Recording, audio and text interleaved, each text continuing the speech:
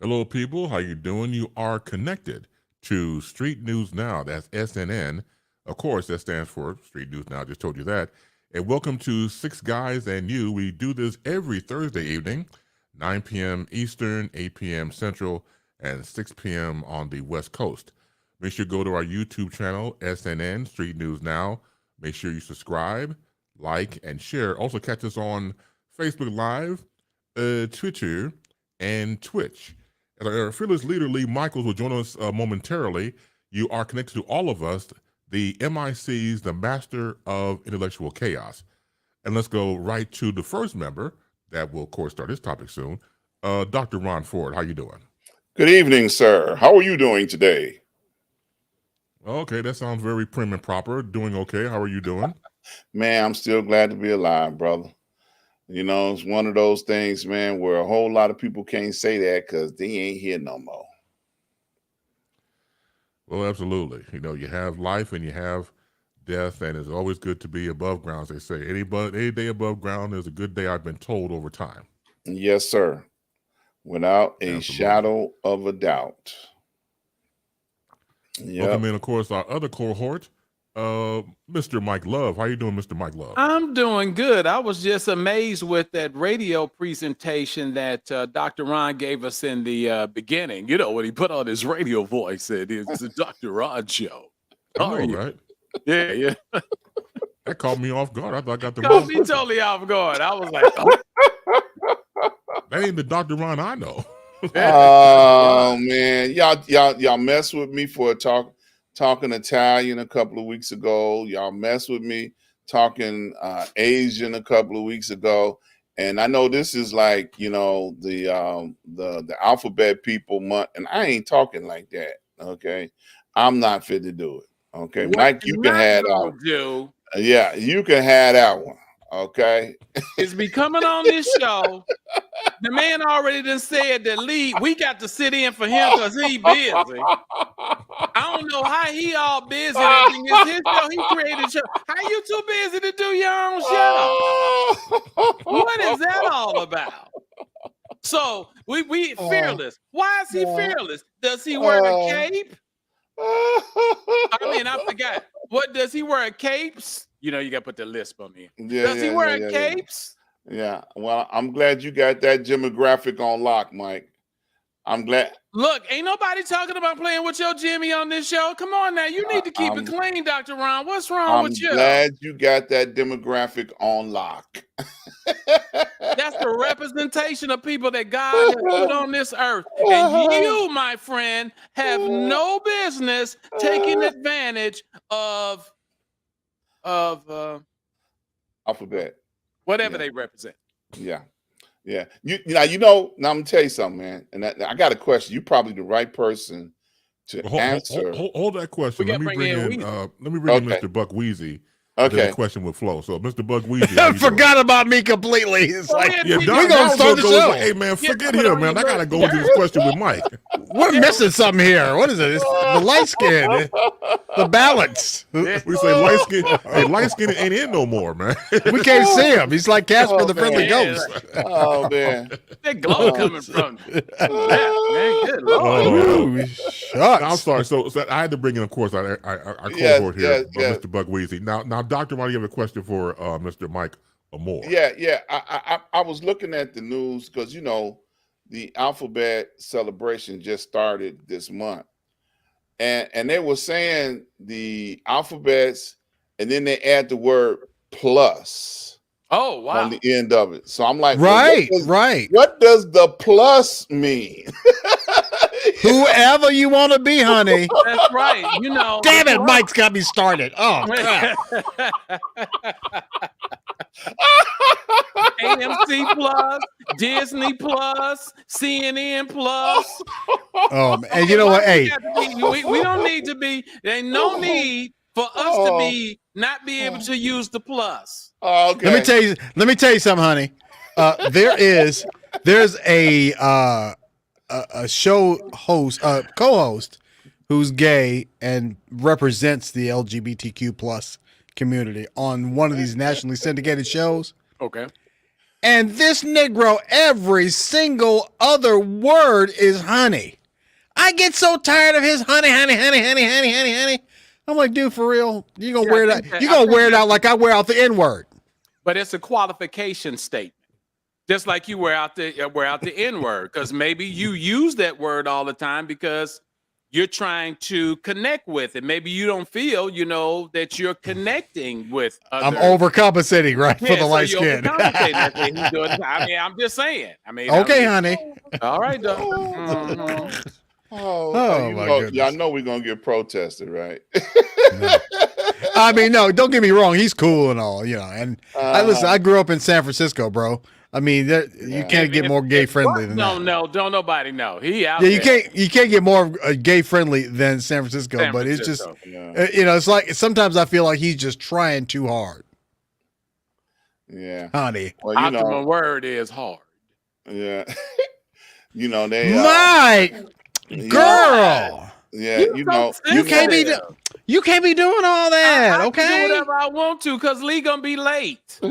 Hey, let me tell you something though. I have gay friends, and I had this one gay friend one time. He was like, that person talking about somebody really flamboyant. He's like, he is such an FAG. And he said the word. Oh, I'm not gonna say it now. Yeah. Right. I was like, I didn't know you got. I was offended. I was like, you just said the F word. He's like, we can say it, honey. I was like, okay. Back to honey again. Oh my god! I was surprised. I was like, oh, okay. That's like us saying the N word, I got another question on this subject. Go ahead, honey. For Buck Wheezy, since you're from the Bay Area, what would be the sister city for? Why you gotta be sucking on that bottle like you nursing or something? It's like a titty, baby. Yeah, it was obvious. I mean, you was just like, Mom, I'm hungry. I ain't sucking on no more titties or no other titties. So it's 8 minutes past the hour. And it wasn't me this time. It was not me. No, it wasn't. Who was it? Boy, you just went hard. So what's the sister city, Buck Wheezy? What do you mean? Cisco?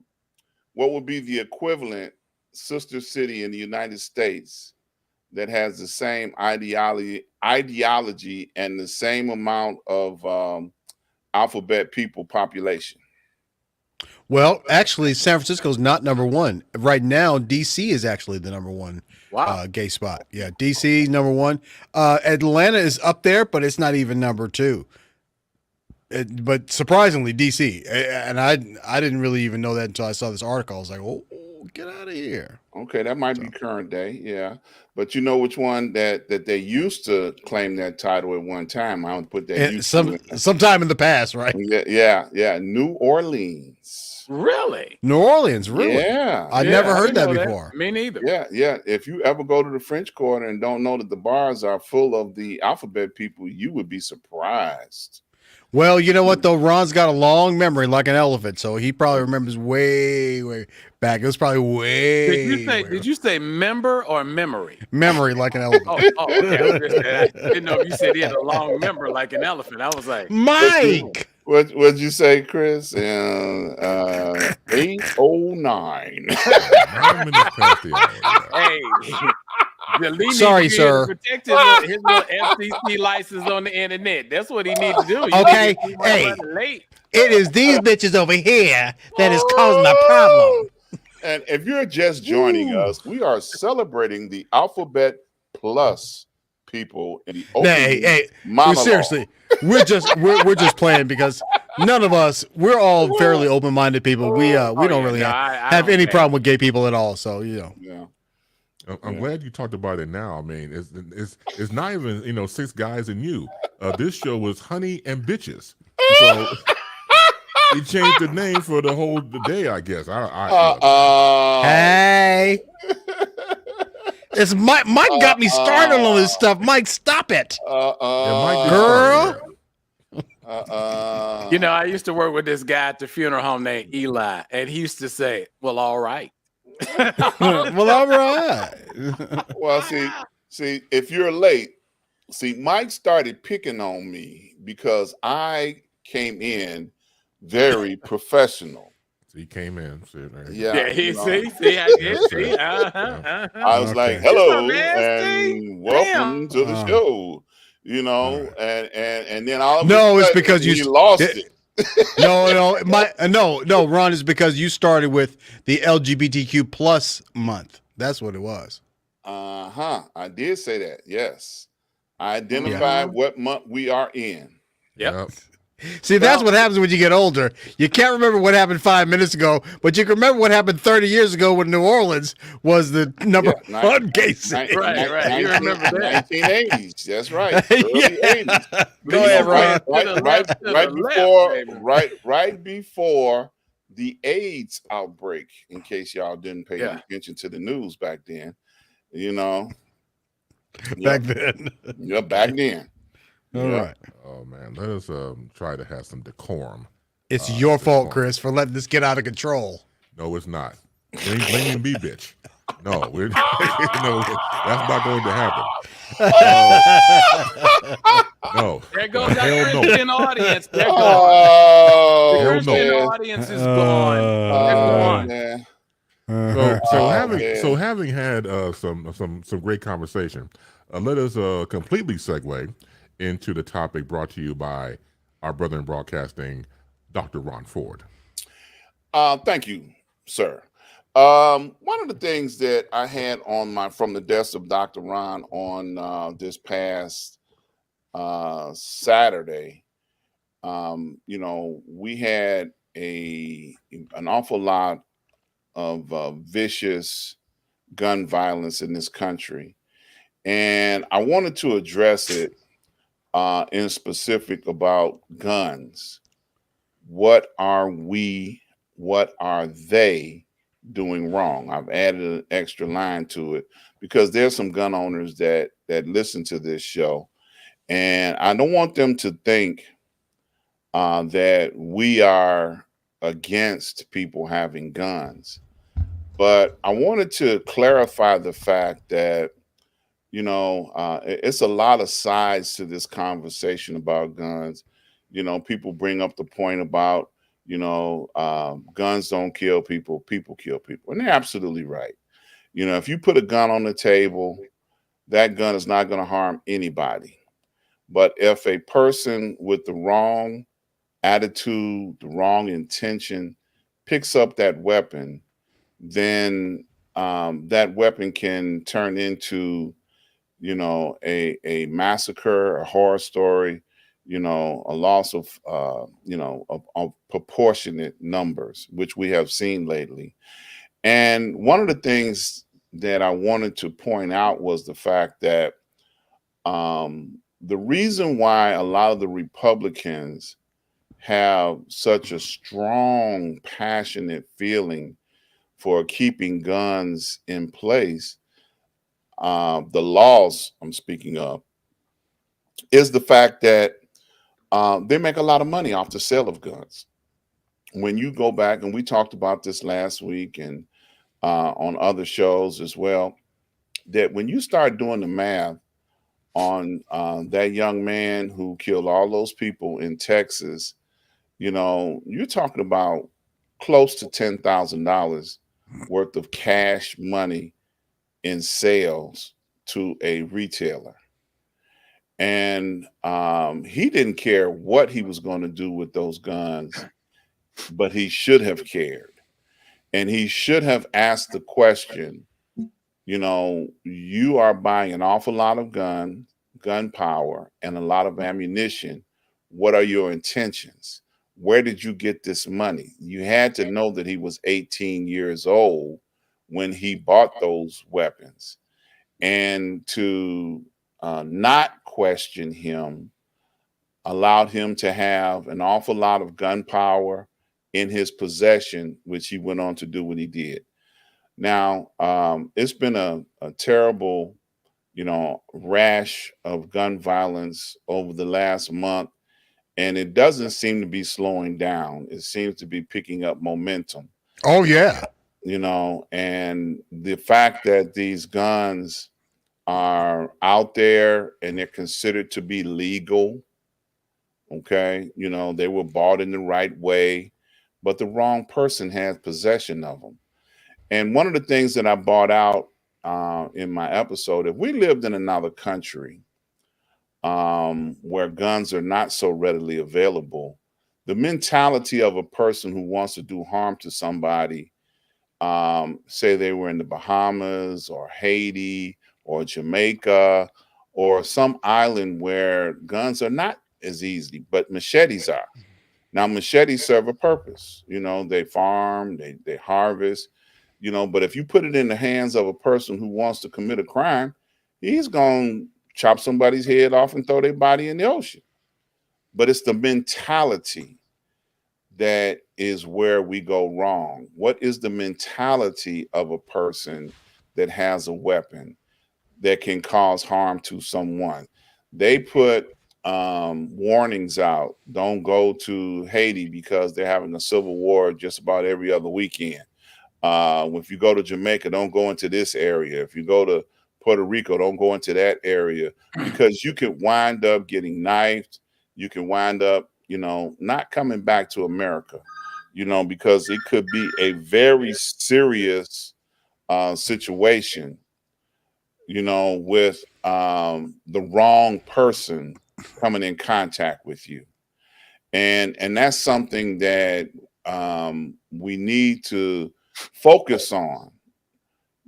I said this before on one of my shows that sometimes if the right person asks the right question, how are you doing today? You might be able to prevent some things from happening. If you ask the right question, like, what are your intentions with these weapons? Then you might be able to head off something, and we need to step back sometimes and not think about the money that's going to be made as a store owner or a retailer or someone who is, benefiting from that sale of guns and ammunition. Take accountability and responsibility and say, hey, what are you getting ready to do with all of this stuff? When we look back on the first mass killing, and we saw that this person went and bought,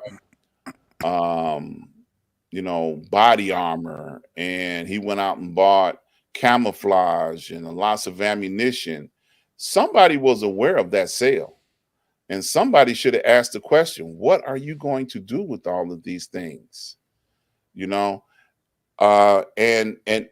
realize that there is some accountability on the part of the retailers that sell assault weapons that are only designed to kill people. And they need to step back and say, we don't need this. Now, and on this topic, and I'm going to throw it to my brothers because we all are dealing with pretty much the same topic, discussing it openly. I applaud Canada on this week. Canada stopped the sale of assault weapons in their country in a day's notice. One day, that's all it took. They made a press conference and said, okay, we don't want to happen in Canada what has happened, in the United States, we don't want to happen in Canada. So they put in place assault weapons are no longer available for sale in Canada. Now, I know that's Buck's favorite retirement country. He said that once before when we were talking about those things. So the one thing he will not have to worry about is that people will be able to go down to the local gun store and buy an assault weapon and shoot up the grocery store where he's buying his dog food at. It's funny. Ron, you said that gun store owners need to not worry about the money all the time. And that is spoken like a true non-gun store owner. There's a saying in the camera business don't watch a review by a camera store. You know, the camera stores, they do these reviews. Yeah. They're trying to sell. They're never going to tell you all the bad stuff. They're trying to get you to buy the stuff. So you can't take what they say at all. You got to take it all with a grain of salt because they're just trying to sell. Say gun stores, you cannot say that they should not worry about their profits because that's the only reason they're in business. They're in business to make money. And so I mean, I see what you're saying is good stuff, but the fact is that they are never ever they're never gonna put the ideals or morals before profit because profit is the whole reason why they're in business. So just about everybody. I'm sorry, real quick. Let me interject this real quick because President Biden had a press conference about this, and I want to throw out the part of his speech as a paragraph and throw it back out to the panel. So President Biden said the following: "We need to ban assault weapons and high-capacity magazines. And if we can't ban assault weapons, then we should raise the age to purchase them from 18 to 21, strengthen background checks, enact safe storage laws and red flag laws, repeal the immunity that protects gun manufacturers from liability, address the mental health crisis." And this is what he said as an impassioned speech. This is part of what he said. Your take on what he said? Anybody give a damn about what Joe Biden says? I mean, he does not have the votes to do anything. Sorry. Well, I love Joe, but no. It's a little bit deeper than that because Ron started it, you picked, and Chris has brought it home. Let's go back to the NRA. Mhm. Okay, that's where the problem is. The politicians they need to do to ask that if it's not private to see who makes contributions to our congressmen, and you'll see the NRA is in the top. Of course. And so that's where the problem starts because you can't turn around and take the baby's milk and ask why it's crying. Right. And so, it's like, okay, that's where we need to go first. Why are you guys taking money when you're trying to legislate? The two don't match. Government's for sale, though, baby. Well, of course. Well, the is, politician, it's not the government for sale, it's the politician. The politicians run the government. Yeah, well, there you go. But I'm saying the politicians are getting this money to run the campaigns. They're not getting the money after they win. They're getting the money to win. So they'll sponsor the bills. Well, and the contributions come in the forms of them writing a book and the NRA buying 1,000 copies of the book. Oh, it's all kind of deceptive ways to do it, getting them to speech. Imagine, all of us here are in the broadcast industry, and we would get paid $50,000 to make a speech. That may last 35 minutes. That'd Jesus be nice. Christ, that would be very nice. So, the temptation is at large in our country. And the thing of it, when you go back, once again, we have the right to bear arms. I'm with that 150%. But what is the purpose to do that would kill a mass amount of people? You're supposed to be protecting yourself. Okay. Against a mass amount of people? Yeah, well, no, exactly. Right, exactly. Right. Exactly. You taking a weapon that could kill 10, 20, 30 people in a matter of seconds, not even minutes. Well, you see, there was 30 people outside my house, and they was about to come in, and they was going to rob me, so I needed this AR-15 to kill them all. Yeah, and yes, I Your don't Honor. even have a gun thing, in there. So I had it under the bed, and seriously. I was watching CNN the other day, and they had 2 or 3 of their pundits on that were talking. They were gunners. One of the main guys, I can't remember his name right now, he was talking about all the guns he had, and then another one of the pundits said that he had guns. Okay, all that whoop-de-doo, that's fine. Okay, there's nothing wrong with being a gun owner. The problem is the people who we've experienced these massacres with don't have a reason to have a gun. Okay, if we go to our latest situation in Tulsa, you were having back pain, you had surgery, and you still were in pain. So you take out 4 other people's lives. The math don't add up. Okay, let's go back to Buffalo. Okay, you're a gamer, okay, and you enjoy the game. Obviously, you got it down to a science. I had a guy, sometimes I do Uber and Lyft, and so God knows best. He keeps putting people that give a vast amount of information to me almost on a daily basis. Now, I'm going to go back and address something before I go to this young man in Buffalo. So when you asked the question, Ron, about was it you or Chris that said who should be responsible? The guy in the car told me that his parents had taken the gun from him and sold or made him sell the guns, and then he went back and bought them back. Mm. Now, at no point in this situation did his parents believe that he was dangerous. Mm-hmm. But you told him to sell the guns. Now, what parent on the planet wants to report their kids to see their kids locked up? I understand the empathy, but I don't understand when he's dangerous enough for you to tell him, son, sell these guns. You don't need them.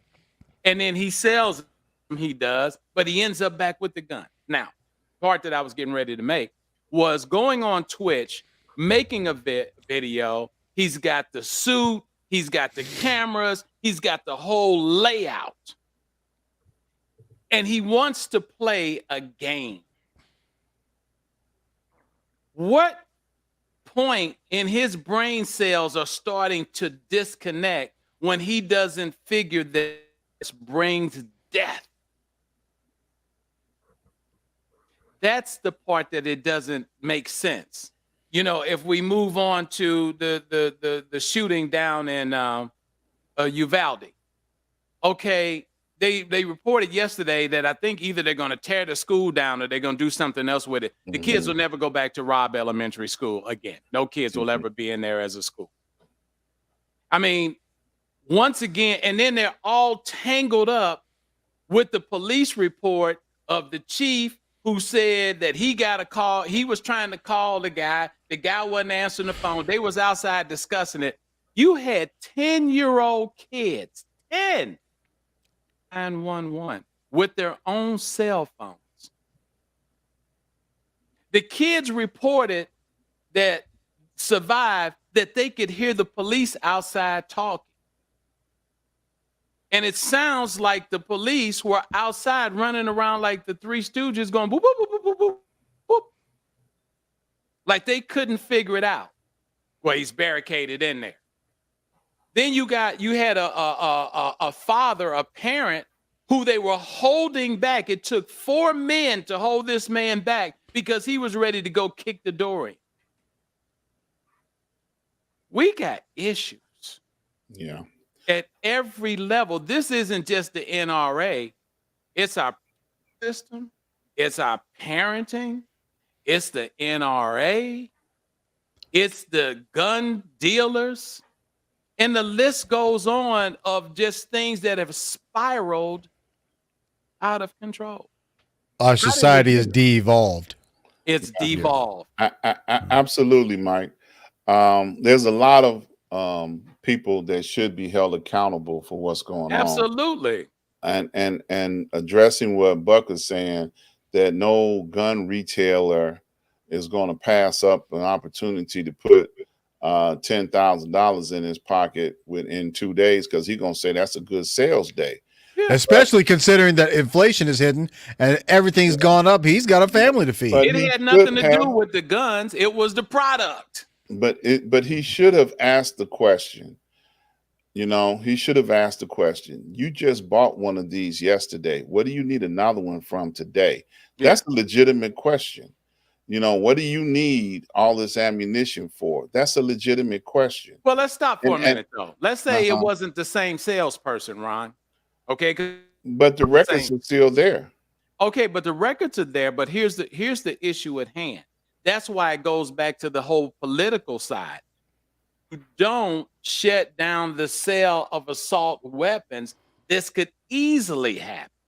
We do not have any reason whatsoever to be selling. They said, now I'm getting two sources. One source says that there are 11 million AK-15s in the marketplace in the United States. And then another said the other day it's 20 million. 20 million. I mean, that's just a lot of fireware that, once again, we fight wars. How many times have we fought a war on the soil of the United States? Not a lot. Not a lot. Not in my time. The Civil War. That's it. Civil War. Y'all don't live in Chicago. They fight a war every weekend. Well, I'm talking about serious war. I'm talking about government-induced war. I'm not talking about gang wars. Well, yeah. Well, you know what? And you know what shields us from that is the oceans on either side of us. Yeah. Yeah. Well, but once again, I'm saying we don't have these wars in the United. We're not doing that. The only thing is there for protection. I believe every citizen, for the most part, agrees that you need some form of protection. If it ain't nothing but ADT coming out and putting a damn alarm system in your house for $60 a month to monitor it. Right, exactly. And then you got the little camera you can put on there. They're getting rid of doorbells now. You ring it and it rings your phone and you can see who's at the door. Yeah. You know, one of the things that Biden also said today in his address was the fact that there is no need for assault weapons to be defended by the the Rifle Association. Yeah, NRA. Yeah, NRA, because assault weapons, when the original Constitution was put in place, was not even a part of what they were talking about. Hunting rifles. Exactly. And the fact that muskets. At one point in time in this country, machine guns were banned. And then the legislature expired. So they need to reinstate those type of rules and regulations in place again. Ain't gonna happen. Well, I'm not gonna say it's not gonna happen, because we're talking about, apples and oranges here. Rifles for hunting has nothing to do with weapons of mass destruction. Amen. True, but ain't gonna happen. Okay. Well, so, with the amount of deaths that are happening repeatedly, seems like week after week, there's a lot of pressure in place to try and do something about these assault weapons at this particular time. And the gun owners, like Biden, stated in his address, that he has nothing against people owning, guns. If that's what they want to do, then that's their privilege, guaranteed I'm with him on that. by the Constitution. Yeah. But there is no need in this country. Why? Let me ask you this, okay? Taking a page out of what Canada just did. Now, they just banned assault weapons completely. So you trying to say Canada is smarter than we are? Canada's funny though. Canada only have a problem. They did it just for a show. I'm not going. They don't have a problem. They don't have a problem like us. They don't have a problem like us. The country Maybe is not. the country is too corrupt to go back to doing what's right. Our country, yes, not Canada. Our country, Right. Our country is. Exactly. Canada and other countries actually care about their citizens. Right. Australia There are is certain another countries, one. but there are certain countries where they look after them for medical expenses. Yep. And taking care of them in that perspective. We don't give a damn about anybody in this country as long as fat cats and politicians stay fat, as long as their pockets are lined. Yeah. And it's almost like they're blind to it. They can't see it. No, It's like everybody trying to get to that same position. No, they see Well, it, they just don't care. It's not like they don't care. They only care about the rich. And the rich can afford to take care of themselves. So, listen, I'm telling you, you know enough rich people, all of us know enough rich people to know that rich people think that poor people are poor because of their own fault. And rich people are rich because of their hard work. That's it. So they don't care. They have no empathy. They don't have any empathy. And that's one of the reasons why the Republicans are the party of the rich and the Democrats are the party of the poor, and the rich always seem to win because they got the money. There was a photo on Twitter that's now been removed. The photo showed a young boy holding a rifle in his lap, along with the caption, "Train up a child in the way he should go, and when he is old, he will not depart from it." That's a Bible reference. Yeah. That was used for that. Now, which shooter was this? This was one of the AR-15 companies advertising on Twitter. Oh, okay, one of the companies. Okay. Right. So the caption ended with the emoji of two hands held into prayer together. The little boy sitting cross-legged, looking down at a firearm in his lap. The ammunition clip is lying separately on the ground. He was wearing a T-shirt that reads #Rascal. An adult's arm and is seen pointing at him.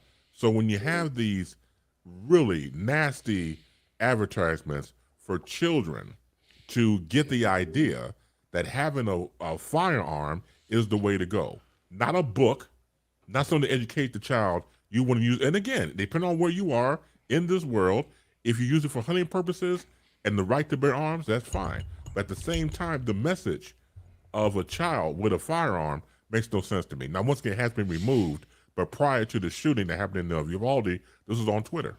Yeah. Now, all you guys got children, right? Did you let your kids have guns, toy guns, when they were little? I wasn't allowed to have a toy gun when I was little. I was getting ready to say if you no, I don't remember, and I don't remember my kids having any. You know, and if they did, it was like a water gun, you know, or something to that effect. But I don't even remember that, you know.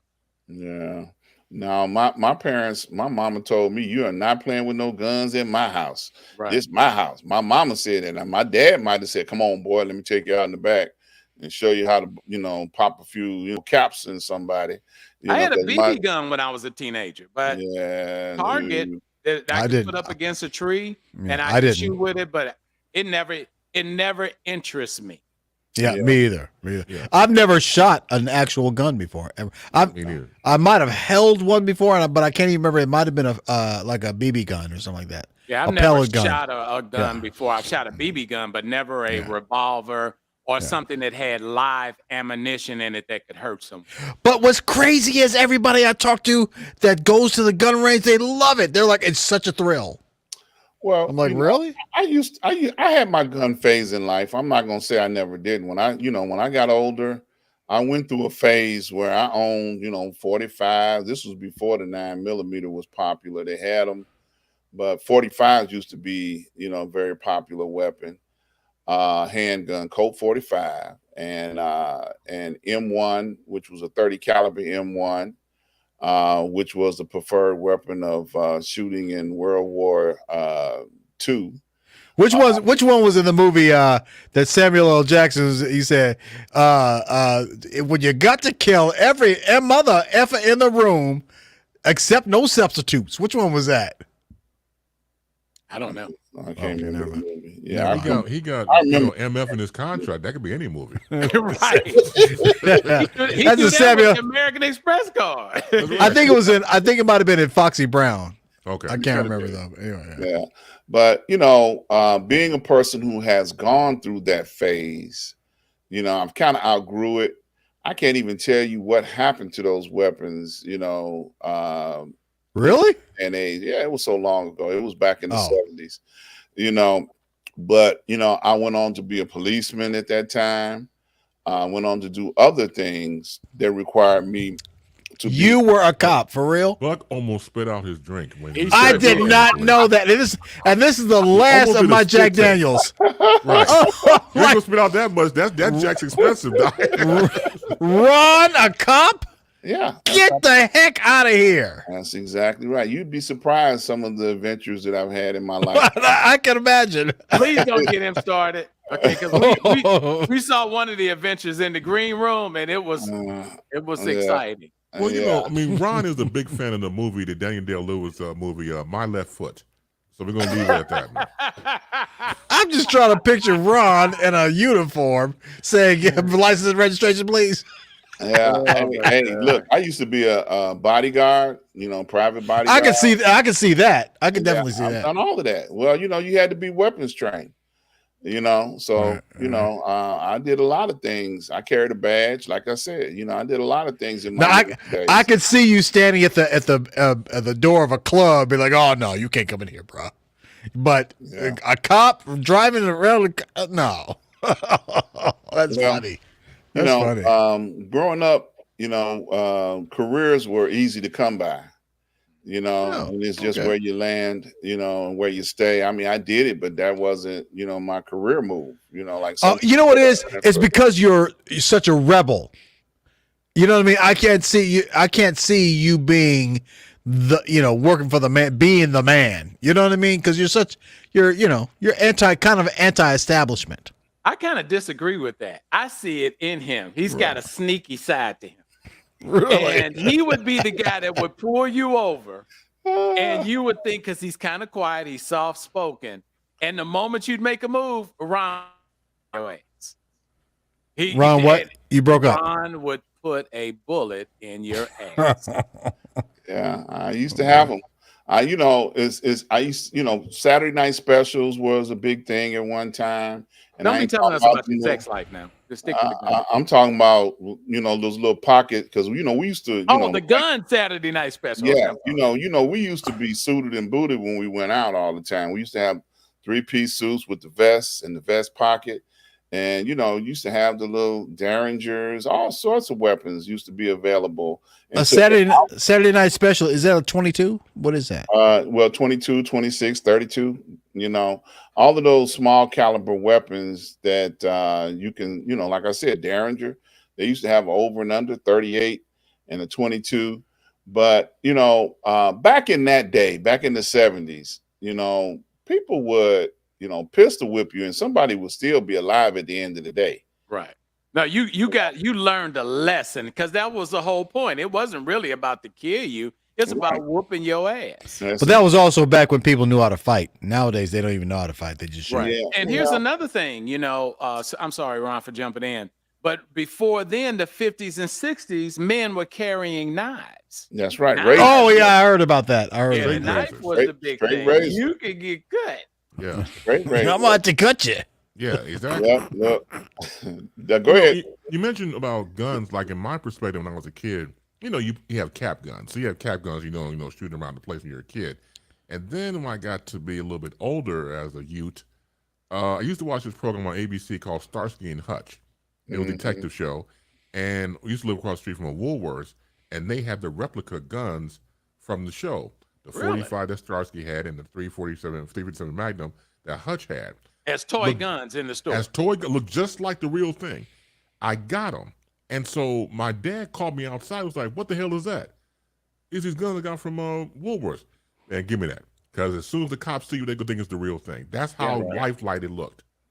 And you'd be dead. Exactly. Be dead, just, it'd be lights out. And my dad used to have a 357 Magnum anyway. Mm-hmm. Ain't know how to use it, very responsible with it. But when he saw me in the street with those guns, man, he's like, "No." He's like, "Oh, I'm hell taking no." those right now. And that was a responsible parent. Right. Because just like Buck mentioned earlier about, or was it Mike that mentioned about air guns, BB guns, pellet guns, things of that. They were so lifelike, and see, I can remember adults that were around me. No, you're not allowed to have that, because they were replicas of the real thing. And if a police officer roll up on you and don't know, then you gonna have a problem on your hand, because they got real guns. They ain't got no replica guns, And that was, and that was a thing that was a warning that was issued, to most young people, especially when you start becoming a teenager and you look old enough to have come in. See, when I was in grammar school, and I'm gonna really mess y'all up. Damn, what year was that? Y'all ever heard of a zip gun? Yeah. See, I figured you had. A zip gun basically was a single shot that back in the 60s and the 70s, most of the doors were hydraulic, and they, when you open up a door to an apartment building, the hydraulic hinge would close the door for you. So they used to steal that hydraulics off of the door and put a 22 bullet in it and make a zip gun out of it. I didn't know exactly where that came from, but you're right. It was that hydraulics. Yeah, You that know, was crazy. and then you could put a 22 long rifle in there and it would shoot. Now, if it didn't blow up, because that was always a danger that a zip gun would blow up on you. Okay. But, you know, it was just mischievous children. I'm about to look that up. Zip gun. Yeah. Nah, But you didn't have a lot of that. I mean, it was in certain areas, certain it was certain communities. areas, you know, Yeah. that was the curious broken home kid, you Yeah. know, because a lot of kids had toys to supplement, you know, so you had a bike. You had Google says it was an improvised firearms. that's what he just said. Yeah. Manufactured other than by a firearm manufacturer or gunsmith. Yeah, that's what he just said. Now they call them ghost guns. Wow. You know? Ghost guns? Oh shit. Shots. Yeah, ghost guns are made out of a copy machine. Oh yeah, the ones that They just banned them. They just banned them in Copy machine. Oh, you mean a 3D printer? Yeah, the 3D printer. That's ain't that the same thing. You know, He said a copy machine. That's funny, Ron. Well, they banned them in Illinois just recently. Yeah, because they could get through security, right? Not just security, but there's a lot of crimes being done with ghost guns, and there's no serial numbers. You know, there's no way to trace back to you know, where the gun originated, because a lot of investigations, you know, where'd the gun come from, you know, and a copy machine. Yeah, I'm still tripping off the copy machine. Yeah, exactly. You know, and it's just, and it's as simplistic as that, because they arrested a store who had the equipment to manufacture those types of weapons, and we're putting those weapons on the street. And I'm talking about replicas of the same thing we started talking about a few minutes ago, that AR-15 assault weapons. What makes it so funny for me is that's how I have to dumb down a lot of the things that I explain to my mom, because she's 93 years old and she has Alzheimer's. So when I say stuff, you know, I have to kind of put it in terms that she can understand. And like a copy machine, and a 3D printer, I would have to say a copy machine and she would know, right? That's why I think it's so funny, Ron. It's not that it's funny on its own, but you know. We mentioned earlier about weaponry and back in the day about straight razors and knives and stuff like that. Mostly straight razors. Well, my dad was telling me. So my dad told me a story about when he was a kid, and they had family come over and friends in the back, you know, in the kitchen to play poker. So they're playing poker and everything else. Of course, so I'm not going to say you cheated, your mama and them, and they got into a fight. But they got into a straight razor fight. So they went out in the backyard. Wasn't getting about being suited and booted, as Dr. Ron just said. Took off their, you know, suit jackets, got their straight razors out, took off their vest, and started to go at it. The dude, I guess he was the best straight razor cut dude of all time. He was like, "Look, before I cut you, I warn you. You want to stop this fight? No, man, you cheated. All right, here we go." So they're going back and forth. How smooth he was with it. Once again, they both have on white shirts and ties. As soon as the oxygen hit his chest, all this blood comes out. It became like beet red, I was told. That's how smooth. That dude was a damn surgeon. Yeah, I was told. You know, he cut you 6 ways a Sunday. That's right. Yeah, yeah, and they were readily available. It was easier to get a straight razor or a switchblade. Yeah, or a knife. You know, and like I mentioned earlier, in some countries they can't get guns, but if you go over there messing around, boy, they're gonna machete you. You're gonna wind up losing your head, brother. You know, and your body will be you'll be fish food. And you know, some places they tell you, do not go this place, that place, because you will wind up being fish food. You know, because people, you know, with that type of mentality, you know, will do to you the same amount of damage or harm that a person with a gun can do. And that's why I say we have to ask the question, how are you doing today? Are you all right? You know, and that requires, you know, being concerned and caring, you know, because if you don't take an interest now, you know, how many more massacres do we have before we, and I'm talking about all of us, have to say, come on now, let's just start reaching out to one another and trying to figure out what it is that you got a problem with so that we can try and help you figure out how we can help you with your problem before you wind up doing something and wind up hurting someone else and dead. Because that is a formula for, there's no success in that. There's no career move in that. There's no success in that, and what does it take? Like, I call Mike on a regular basis, and I'm using you as an example because I know Mike is in the street all the time and he's dealing with a whole bunch of, different personalities, different people, different situations. And every now and then he'll come to mine and I'll say, let me call and check on my brother. And you do. Thank you for that. Yeah. And I'll call him, hey man, how you doing? You all right?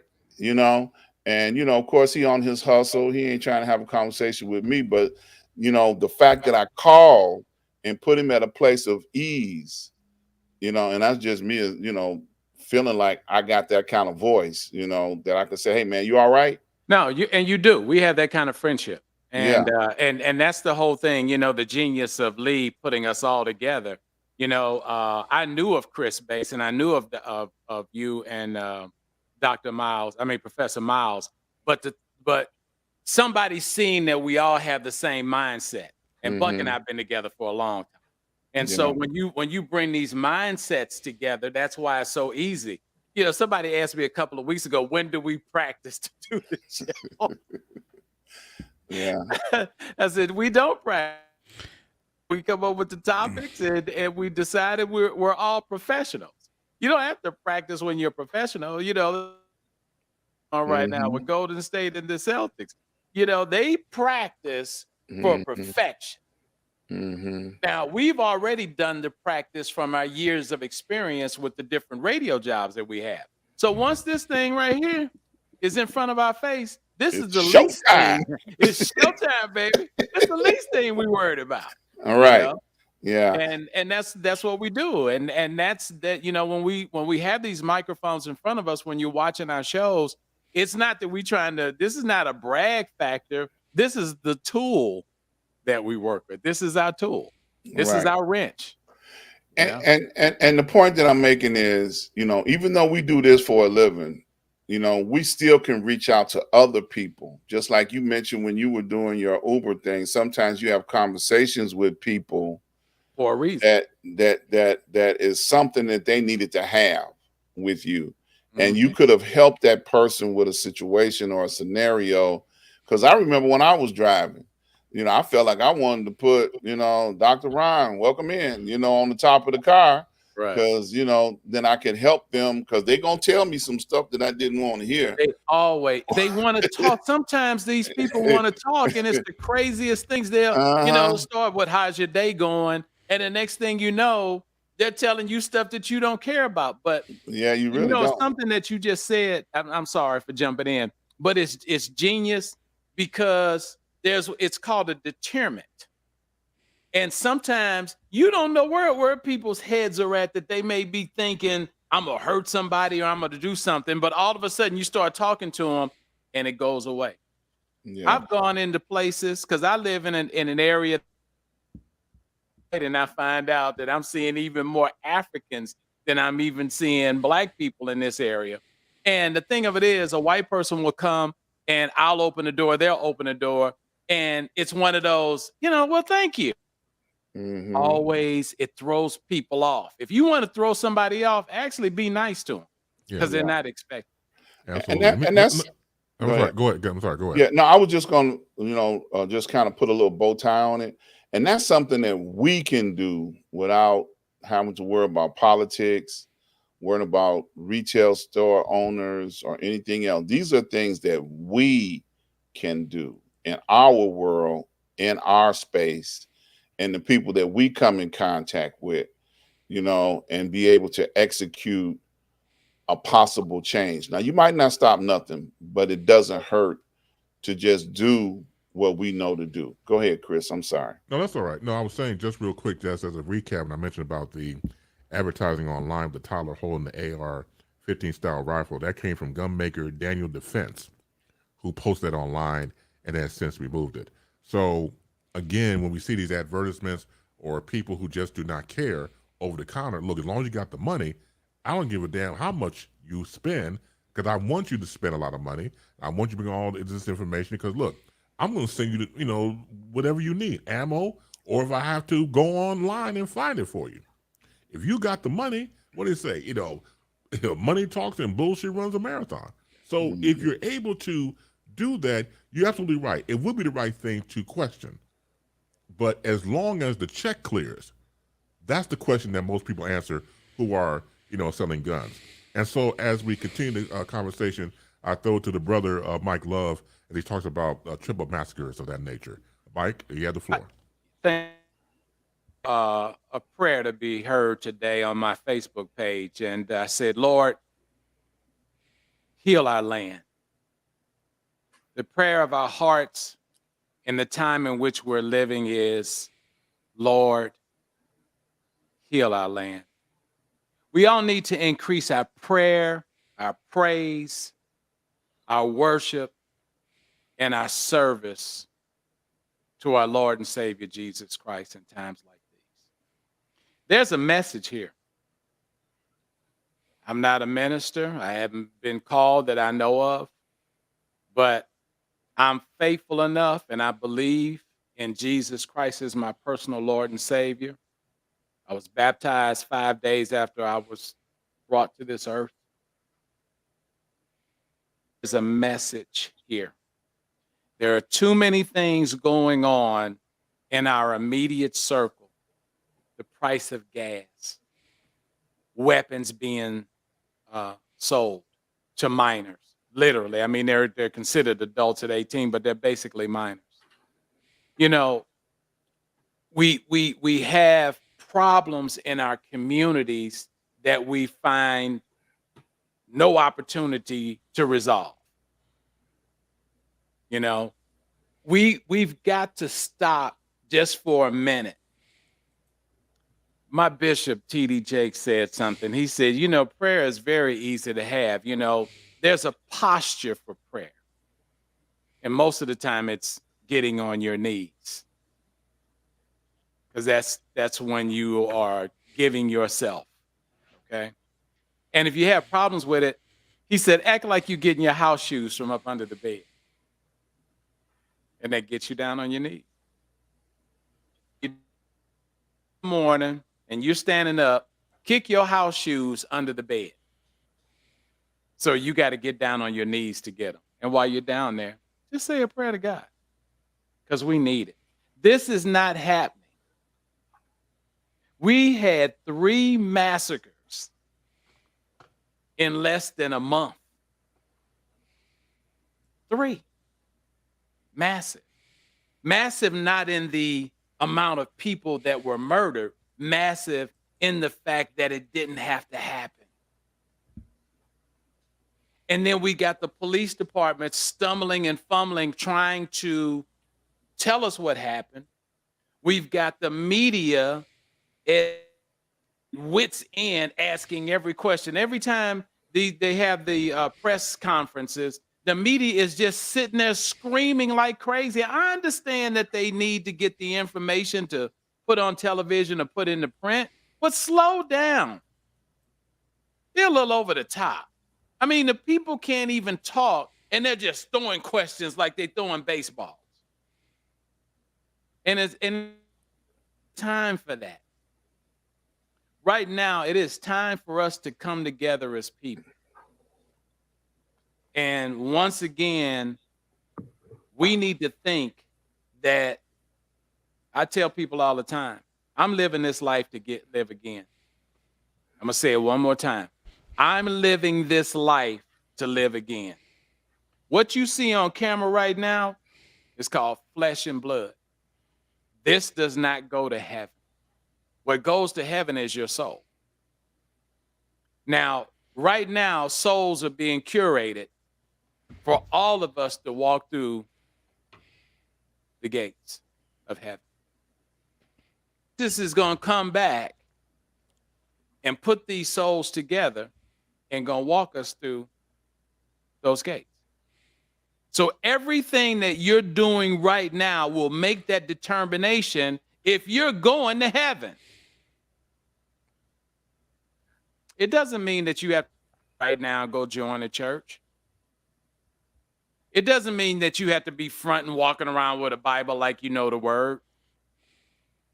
You don't have to posture yourself any other way than just saying, thank you, Lord. Because you can go back somewhere in your life and find a blessing in disguise. Something happened and you're going, wow, I didn't think about that. That could have been God. It could be something as simple as you didn't think you were going to have money to pay the light bill, and all of a sudden, bam. You didn't think you were going to have the opportunity to get a job.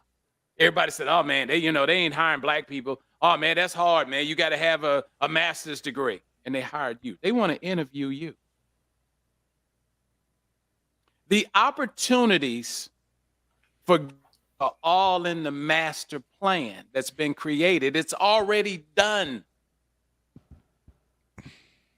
When you ask God to forgive you for sin, he's already forgiven you. Your sins were nailed to the cross when Jesus was resurrected and ascended into heaven. What you're doing is thanking God for forgiving you. It's already been done. But that doesn't give you the escape, not to pray, not to thank God. A simple prayer. We say is not trying to minister to you or preach to you. I'm just saying right now, let's just start thanking God for waking you up this morning. Thank God for letting you rest in his arms at night, comfortably in your bed. Thank God for shelter and nourishment. Life. You don't have to own it, but at least if you have somewhere to live, you got something. Did you eat today? Where do you think that came from? I just want you to think about that. And I think one of the things that God is trying to get us to do is recognize that we are not of our own. And we're going to see more of these situations amongst human beings that is not going to be comfortable to the eyes or the ears. So get ready for it. Bring me out. I do that. You know what? 90% of my prayer is thanks. Complete. I mean, it's like because I don't really want for much. I really don't. Most of my prayer is Thanksgiving and for asking for blessings for others. Yeah, and whatever comes my way, that's cool. But I ask for when I do ask for something for me, it's to continue the blessings. It's like you gotta let the Lord know. You gotta let the Lord know that you appreciate him. That you appreciate it. It's just that simple. Yeah. Thank you for that message. Oh, that was thank a good you guys for listening. Can I add to it a little bit? Sure, please do. Sometimes we forget that God has brought us from one crisis situation repeatedly over and over again. Like when I mentioned the fact that when you mentioned the fact that we're dealing with an epidemic of gun violence, did we forget that we just came out of 2.5 years of death at our doorstep every day? An unseen, Come on, man. Unseen death that people that, all of us have lost somebody, over the last, and maybe more than one somebody over the last 2.5 years. 3 years. Just for the ignorance of some folks, tell them that you're talking about COVID. Yeah. Oh, yeah. Yeah. COVID. And it's still not over. We lost 1 million people in the United States alone. Go ahead. It's funny. part of the Nicene Creed, which I say every week at the Catholic church I go to, is I believe in all things that are visible and invisible. And we don't even think about the fact that our human eyes can only see a certain amount. I mean, what they're talking about in the Nicene Creed is not just, molecules in air and germs and that sort of thing. They're talking about the spiritual realm too. But it's just the fact that there are so many things that we just can't see. And it doesn't mean that they're not there. We That's just right. can't see them. Yeah. Yeah. It's funny you say that. Yeah. 1 million people died. And it was crazy.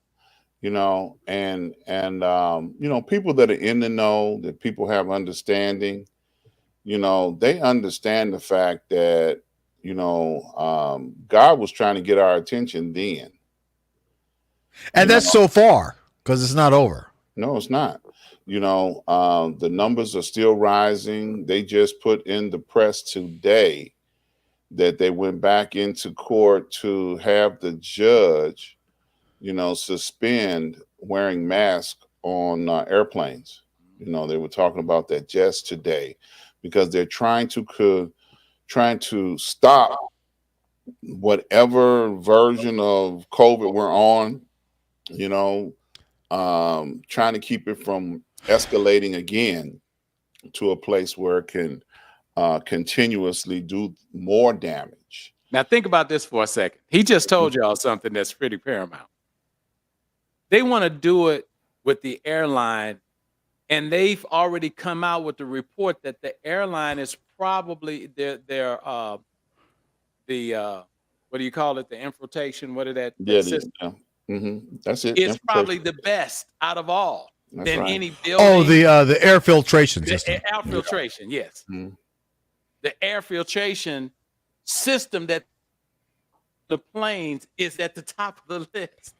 But that's air, though, too. The thing about the planes, though, what scares the crap out of me is when you get on the plane, you're touching stuff. Yeah. You're touching the tray in front of you. You're touching the arm of the seat, and you're touching all kinds of the top of the seat. You're touching the overhead bins. You're touching all this other stuff. It's like, and if you cough or sneeze, it's in a very small space. Yes. And this person sitting next to you ain't wearing a mask. I mean, come on. I get so tired of going places and only 2 or 3 people are wearing masks.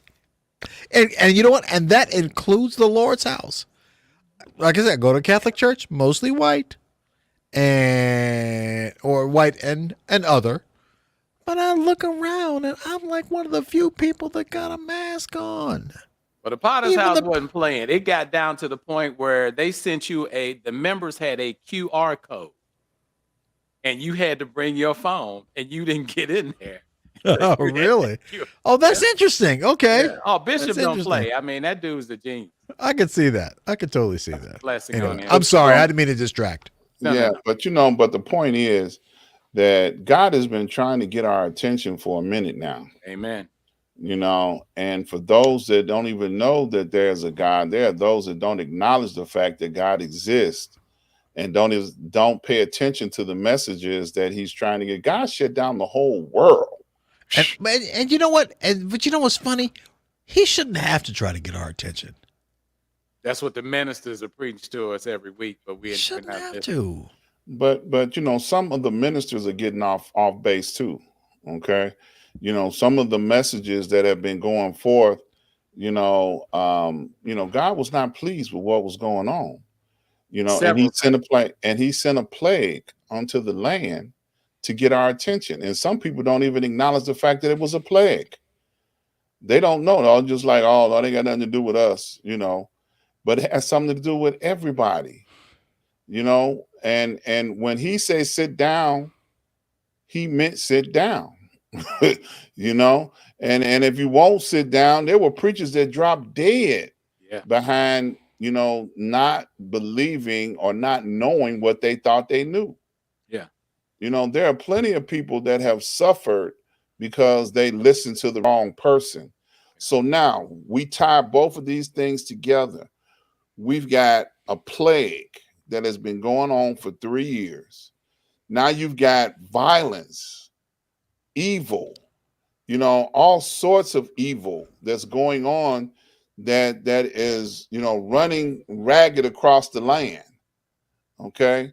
So at what point do you sit down and say, okay, God, what are you really saying here? If you don't know. Cost to live, gas prices out of control. Mm-hmm. The cost of a home. Which we're about to talk about. Yeah.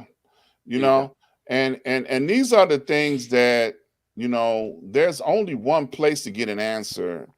And if you don't, and I'm going to put the bow on it for you, Mike. If you don't have a personal relationship with God, there can only be one. There's nothing higher. If you don't have a relationship with God, then you'll miss the memo when it comes out. You won't know what the message is.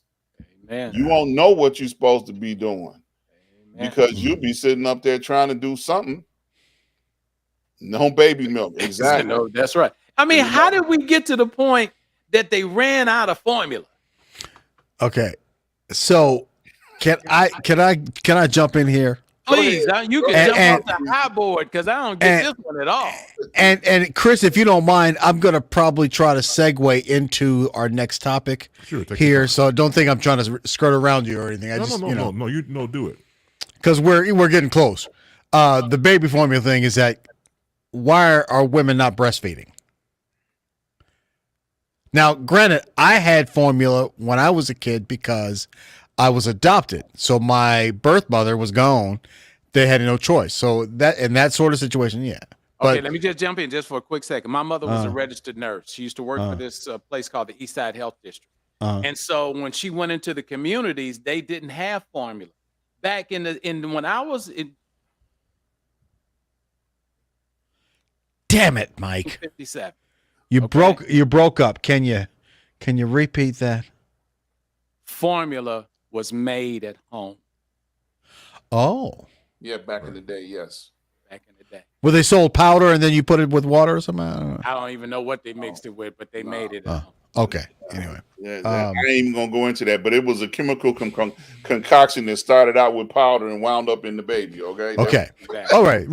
And they still have powder, but anyway, I was just thinking every time I see a story about the lack of Similac or whatever, I think, well, you know what? If you just whipped out your titty and shut up, you'd be fine. But that's just me being a man who's never had kids. So I spit that out with a grain of salt. The titty or the milk. Both. I mean, what's unfortunate. I apologize to our family out there. Yeah. What's unfortunate is the fact that it's really disproportionately affecting African Americans. And I don't quite know why African Americans are more prone to not wanting to breastfeed their children. But again, I'm not a black woman, so I don't really know. Or a Hispanic, I don't know. Did you see what Jed just said? No, what did Jed just say? Taboo. That's it. That's the reason why. It's taboo to breastfeed your kids? Yes. They made naked breast in public a crime. Oh. You go in any other country and they're breastfeeding in public. Now, they ain't got it. Well, why are the white people doing it then? I don't get it. Because they don't care about taboo. Oh, okay. Go ahead, keep going. I'm sorry, but I was just put it up there. Okay, so what I wanted to say about what you guys were just talking about was the fact that my personal opinion, and again, I'm as spiritual as just about anybody, but I'm not as knowledgeable. I don't have a degree in a PhD in divinity, Ron, or anything of the sort, but I don't believe that God causes plagues or God causes things to happen, evil things, bad things to happen to society. I think they happen, and God maybe try to influence and help people along the way. There have been plagues before. I don't think God says, okay, you know what, time for a plague. Now, granted, these things, these bad things, the evil things that happen to society are a good reminder for us that we need him, because without him, I think Joel Osteen said this a couple of weeks ago, without anything bad happening, we would not feel the need for God. And maybe this is just a reminder to look up and thank him and realize that you need him, that you can't just have a life without him and be cool. Just a thought. But I don't believe he causes these things to happen. I think that they happen maybe because of something scientific, something genetic, some whatever the cause may be. Like they say, this one came from monkeys or whatever, animals in Wuhan, China or whatever. Who knows, whatever. And it's unfortunate that this many people have died. However, the one in 1908 or 1918, whatever the last one was, it was 2 million people, wasn't it? It was more people died back then. But like I said, it's still ongoing. But anyway, what I wanted to kind of transition, we were talking about all the things that are happening, including these prices of everything going up. I posted on Facebook the other day. Ron, can you pop up that picture? Yeah. Look at this. This is an actual photo from Fox 11 in Los Angeles of a gas station recently, like 2 days ago, that had gas at $8.05 a gallon for regular gasoline. That's crazy. When I saw that, I was thinking to myself, just like everybody else, what the hell? But then also, it's like, people ain't gonna stop buying gas. People gonna still keep on driving. They can't afford not to. Well, maybe not. The pandemic proved otherwise. What will it take? At what price does it have to? This is what I was thinking. This is my thought process. I posted this on Facebook. At what price do people have in their minds? Okay, if it hits a certain amount, I ain't buying no more gas. I'm going to take public transportation. I'm going to carpool. I'm going to change my behavior. At what point? Is it $10 a gallon? But see, that's not the result. $20 a gallon? How high does it have to go? Just like with food. How high does food have to get before Americans, our fat ass Americans, say, hey, maybe I should stop eating so damn much? That doesn't even cross people's minds. Maybe I should stop eating so damn much. That's really all I wanted to say. It's like, I don't think that there's a limit. I think all people are going to do is just complain about it and keep on doing what they're going to do. The only thing that seems to motivate people to change their behavior, as we saw with the pandemic, is fear. Fear. That's it. Everything else, we just keep on doing what we're doing, and we just complain and bitch and complain, and we keep on doing it. And it's like, at some point, think about this. Europeans, gas prices have been high. I mean, like 2 or 3 times what it is in America. In Europe, as long as I've been alive. I met a girl in college. She said she went over to Europe. Rich white people. I went to school with a lot of rich white people. They take their kids over to Europe and all over the world, like it's no big deal. At that point, I'd never been out of the country, but she said, yeah, over in Europe, and nobody drives like that. People take public transportation because gas prices, I'm asking why. Why? Gas prices are so high. They were like $4 a gallon back when everybody else was paying $1 in America. So they adapted. They changed their behavior. They said, we don't have to buy this gas. But Americans, the idea of Americans carpooling, not being by yourself in the car, is like, come on, are you kidding? And in most cities, there are some cities that are not like that. But, like New York, where people do take public transportation because, it's New York and they have a good public transportation system. But most places, like here in Atlanta, they do have a MARTA, which is like the rail system and the bus system, but a lot of people don't want to take it because a lot of neighborhoods don't want it in their neighborhood because they don't want they don't want poor people coming from the inner cities up to where they live to rob them and getting back on the train, and which It's stupid because now they're like, oh, well, maybe we should get MARTA up here now. You know, Cobb County, Georgia is like that. It's like they're suffering because of the traffic problems, but you know, it's like, hey, well, you know, if you had MARTA, it might not have been so bad, but you know. So anyway, point being, what do you guys think about what is the threshold, about there even being a threshold to where we finally say, without a pandemic, we finally say, enough is enough. I'm going to buy an electric car. I'm going to take public transportation.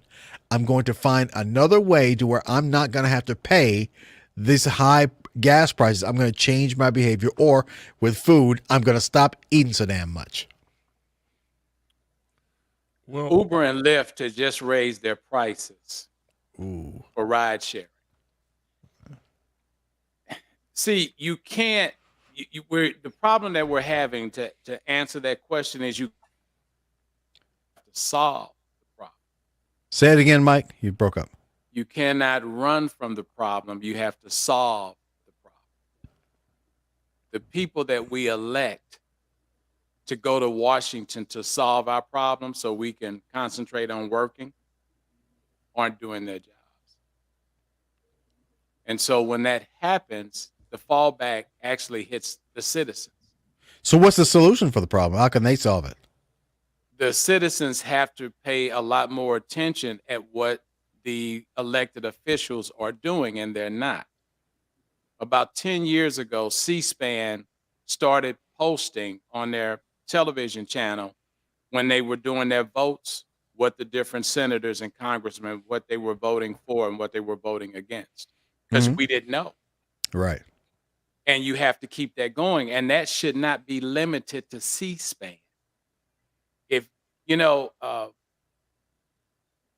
talking about this, but one of the ministers on the Word Network the other day was talking about how all the major networks lead because it gets our attention. Say that again.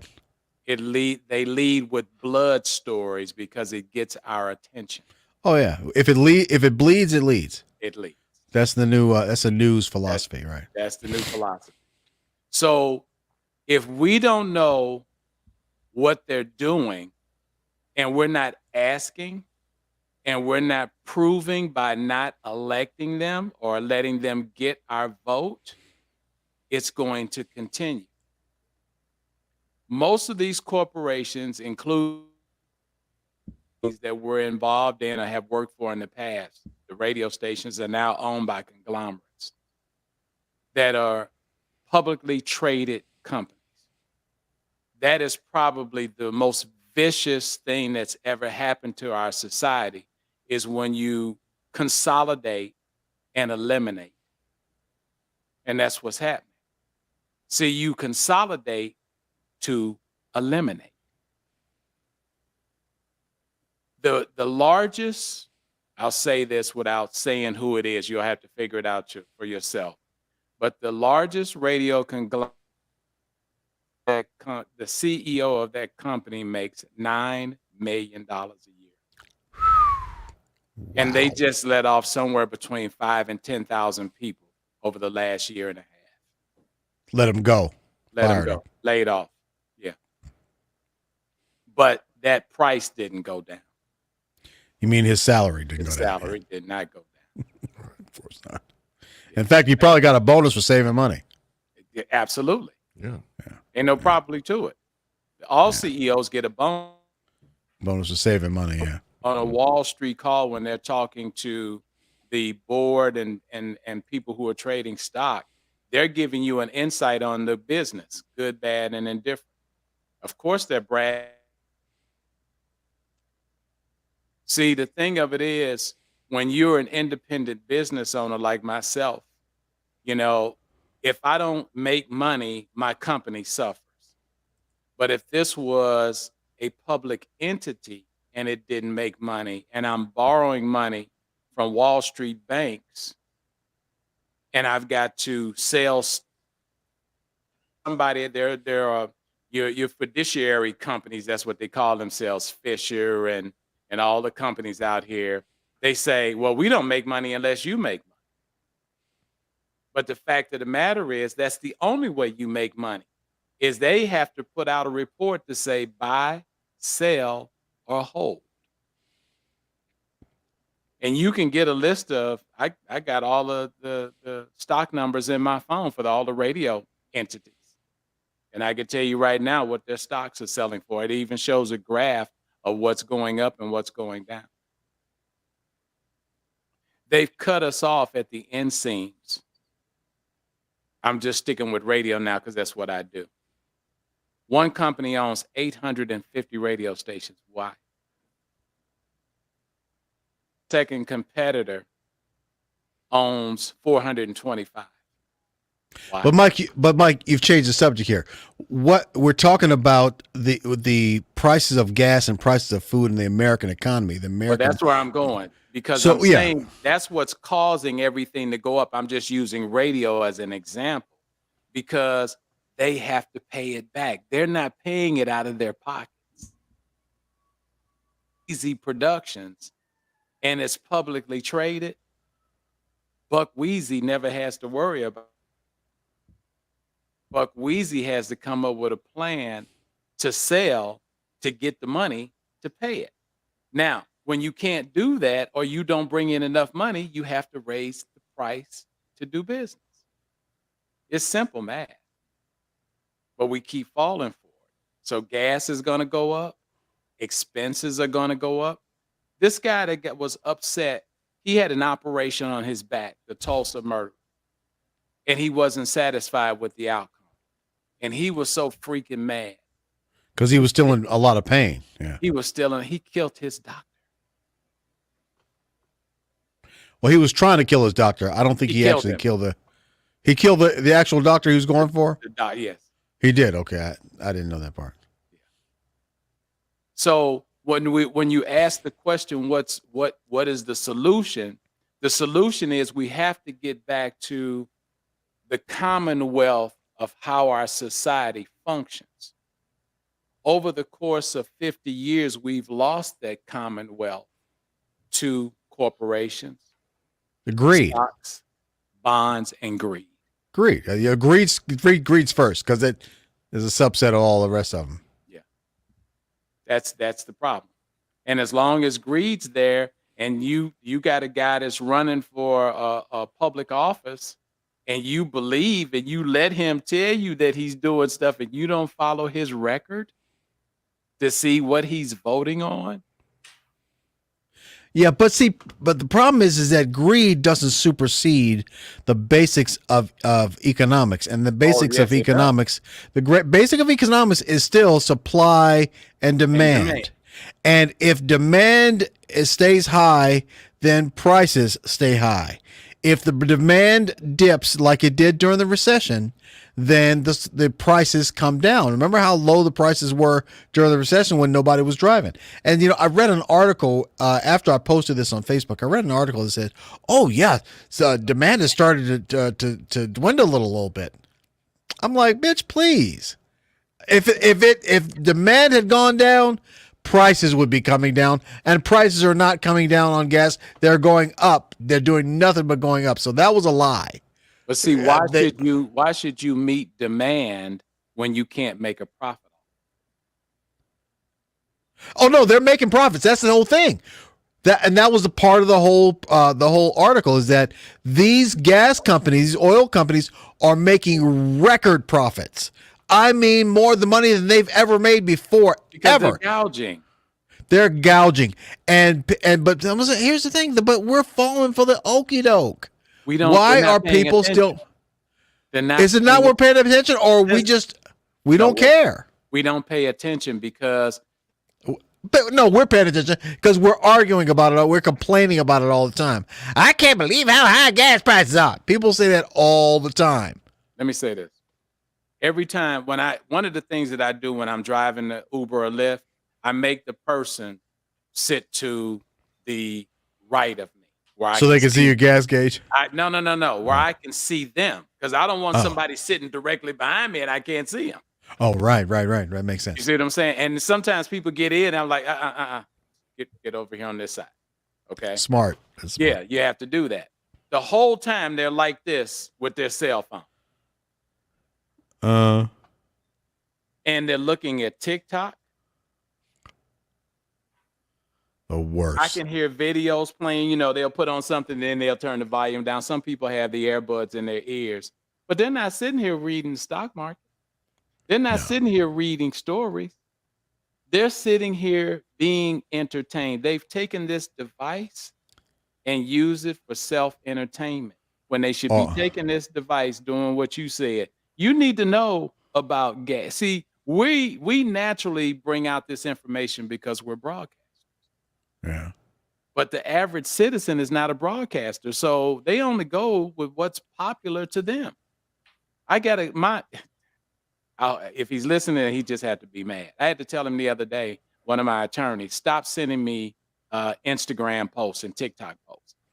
Right. Funny. Might be funny. Stop sending me that. Yeah. I have the ability to get on TikTok and Instagram I don't do it either. But people are sending that to each other. See, when you're not paying attention, that's what's causing the problem. Yeah. By the time we realize it, we're standing at the pump and it says $8. You could have stopped that. By the time you realize it, the whole shelf is empty and there's no baby formula. Just to dovetail on what Mike just said about that type of diversion, it goes back to what I said about the first rule of magic. The first rule of magic is to cause a plausible diversion. And that's what we all fall for the okie doke from, as Buck just said. It's a matter of discipline to find yourself in a situation like Buck said earlier. Okay, I'm going to stop driving. Let me cut back and do something more financially gaining instead of financially losing. Or stop eating so damn much. Stop eating so much because grocery prices going so high. Well, that's not going to stop because we're a fat ass country. So that's a problem. That's a problem. But to certain people, it's not a problem. See, your vision is different from somebody else's. Yeah, and you're right. It's a matter of discipline for someone to say, you know what? Let me get a hold of my life. Let me sit down and look at my finances and what I can afford and what I cannot afford. That takes discipline. It is easy to be stupid. It is easy to be unintelligent because you're not using the mind that God gave you. Talk about God earlier. Use the mind that God gave you. If you don't use it, it's just flesh just laying there in your skull. Yeah. If you don't take disciplined action in your life, you can be taught and led to anything. It's really funny. You and put everything in perspective. They need to be listening to the two things that you just said. Eating, right? Fat America. So have you been seeing the Uber Eats commercials lately? Mm-hmm. I don't watch commercials, so I haven't seen them. Okay, so the new commercials that are out now is they're trying to tell you indirectly that Uber Eats now delivers products, not just food. Right. So they got the commercials where the people are eating soap, they're eating paper towels. I get what they're doing because they're saying, well, now you can use Uber Eats. Why don't you just get off your ass and go to the grocery store? So you can see the prices and make a comparison of the products and buy what you want. Right. No, you want to sit at home, like you said, order food. And watch TikTok. Watch TikTok. I can order food. I get paper to wipe my butt. I can get everything I need. The moment Buck, you hit the nail on the head. And Chris just co-signed it.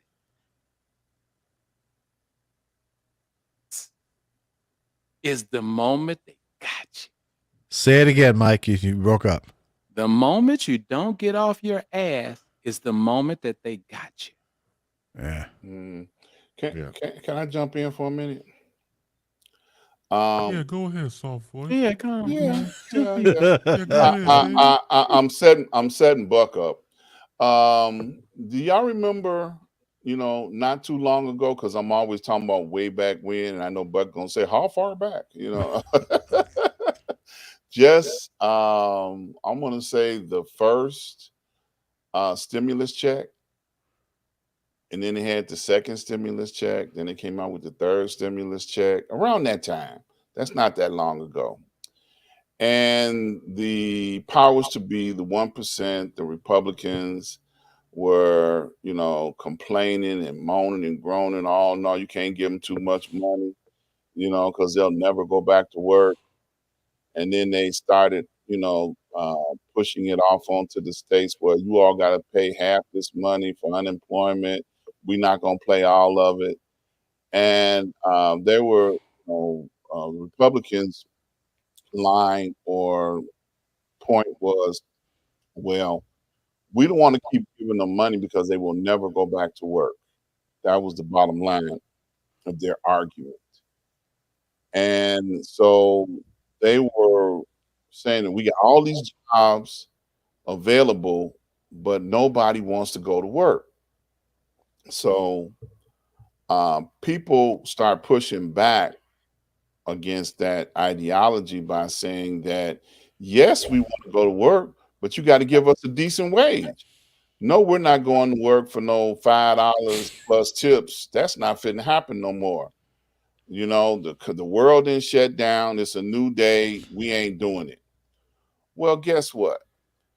They created a scenario where now you're going to have to work 3 jobs for $5 an hour plus tips just to buy a gallon of gas, to buy a loaf of bread, to be able to try to survive in this day and age, because the powers to be, the 1%ers who are in control of economics and the stock markets and everything else, they have created a situation and a scenario where you got to get out there and hit a lick of the stick more than once a day in order to be able to feed your family.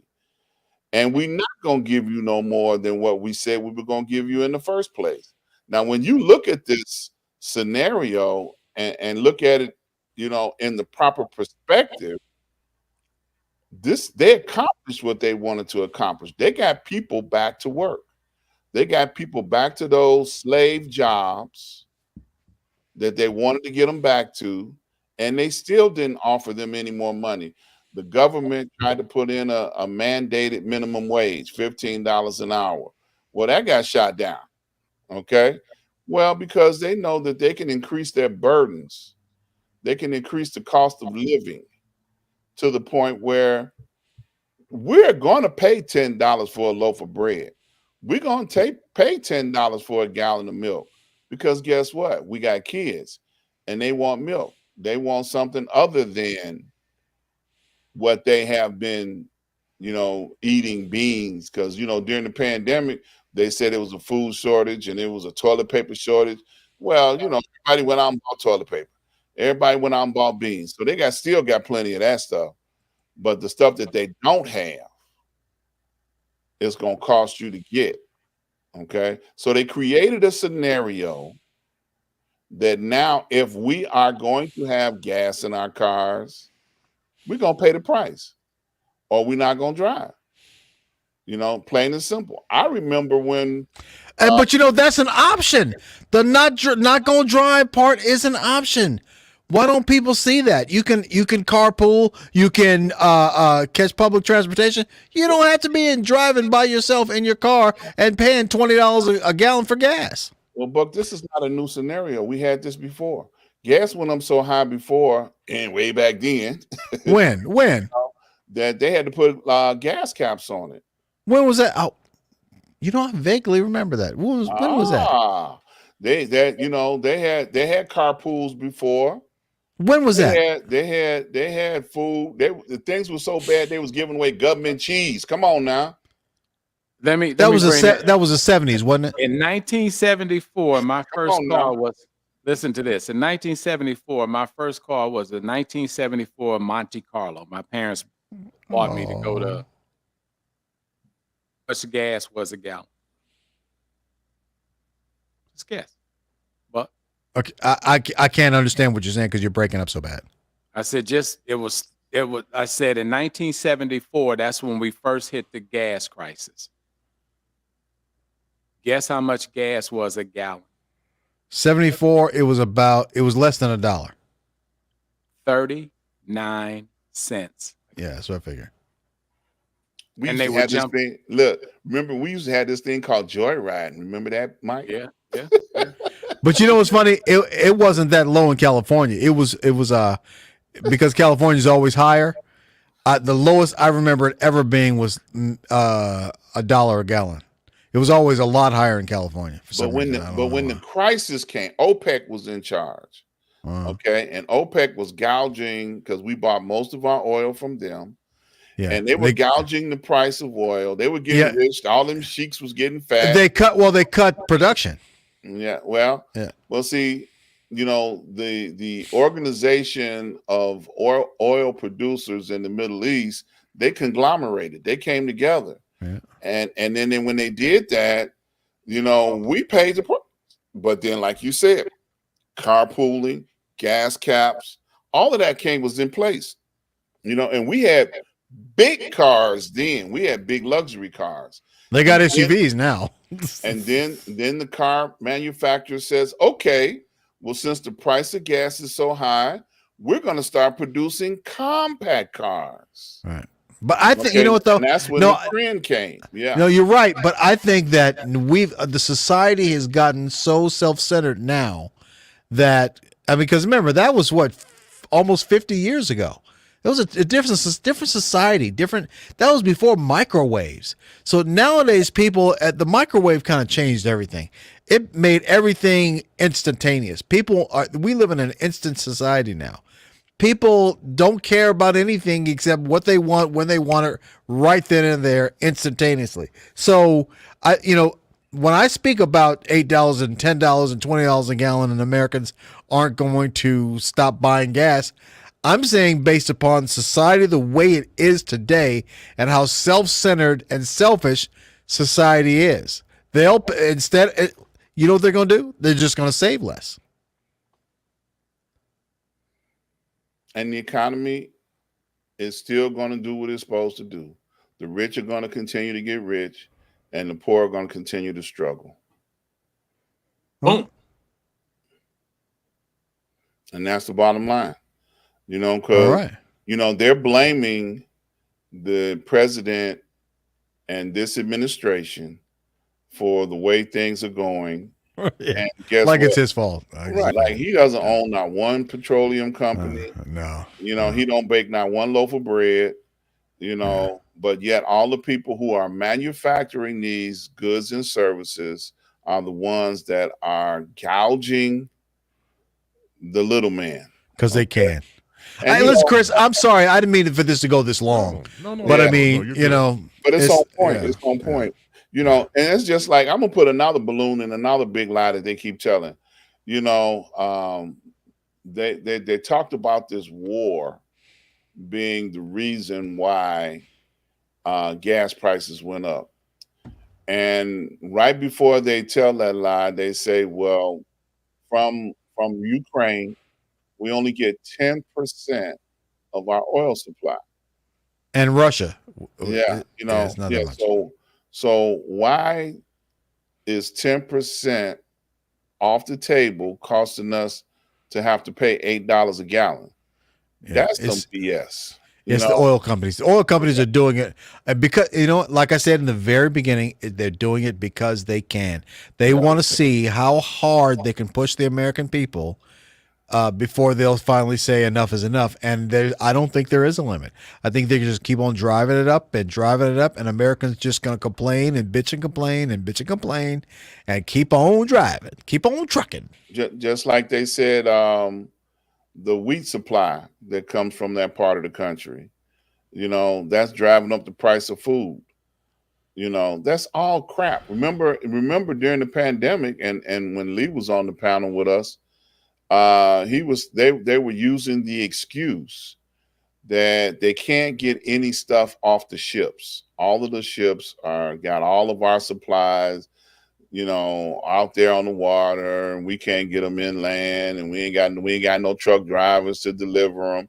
And then, Lee rode past the dock one day and said, ain't no boats out there. That was real time, okay? So they tell us a whole lot of stuff that ain't true. What's funny though is the shortage of airline pilots. During the pandemic, they let all these old pilots retire early, And then they weren't even thinking about the future. They're thinking about right now for their stockholders.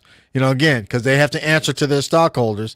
They let all these pilots retire, and now they've got a pilot shortage. But here's the funny thing: they had a brother on NBC Nightly News the other night, and he was talking about how he was trying to get his pilot's license and all this other stuff, which would be great. But he's got to spend $100,000 to get all these hours to learn how to fly, to get his pilot's license to fly commercially. So it's like, who has $100,000? I guess he must take out loans. I didn't even think about that, but maybe he took out a loan or whatever so that he could get a job to make $85,000 a year as a pilot and maybe pay all that money back at some point. That doesn't even make any sense. Yeah. Yeah, it's just like, although I don't know how much pilots make, but I mean, they make over 100,000. But it's funny you should say that, because the top grossing film of this weekend was Top Gun. Top Gun, yeah. And they were saying when they brought out Top Gun the first time, it was because there was a pilot shortage, and they wanted to encourage people to try and be top pilots. That's funny. The local news reported here in Chicago that is still the agenda today, that they're pushing the top grossing film, Top Gun, because we got a pilot shortage. That's funny. You talk about controlling the way you think. Come on now. Oh, that's funny. That's deep.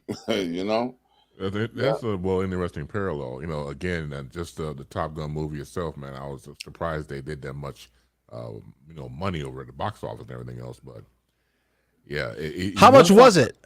Yeah, well, how much was it, Ron? I don't know how much it cost. It was the top grossing. I know that they're at this point it is making more money than Men in Black. They pointed that out today. I don't remember the exact dollar amount off the top of my head, because the number one grossing film was Men in Black with Will Smith, the first one.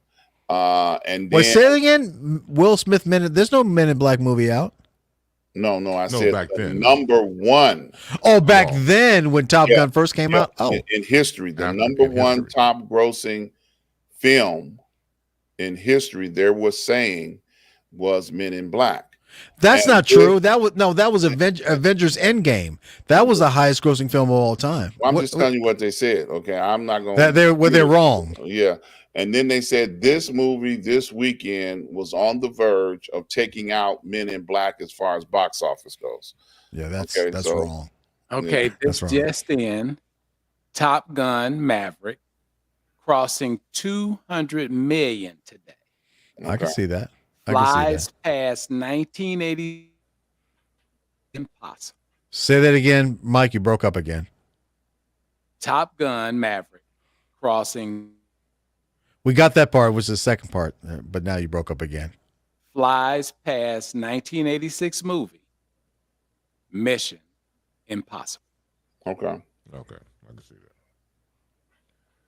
Well, as we wait. Mission Impossible wasn't in 1986.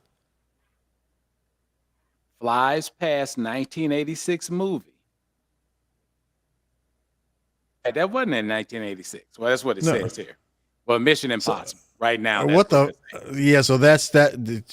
Delete that out of your history, because that's BS too. 1986.